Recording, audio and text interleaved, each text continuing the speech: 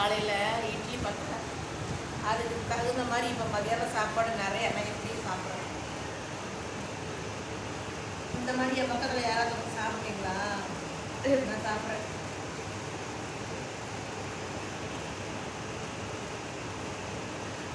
எப்படி சாப்பிட்றேன் நான்?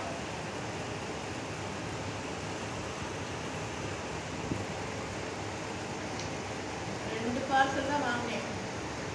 ஒரு பார்சல் ஒரு ஆளுக்கு சாப்பிட முடியல, இன்னும் 2 பார்சல் சுத்தமாக சாப்பிட முடியல. இந்த சோறு வேறு இருக்கு, என்ன பண்ணலான்னு யோசிக்கிறேன். ஒரு வேளை காக்காக்கு ட்ரெஸ்ஸுக்கு சோறு வச்சிடலாமா? இல்லாட்டினா நாங்கள் தூங்கி முடிச்சுட்டு மறுபடியும் ஒரு ரவுண்டு அடிச்சுட்டு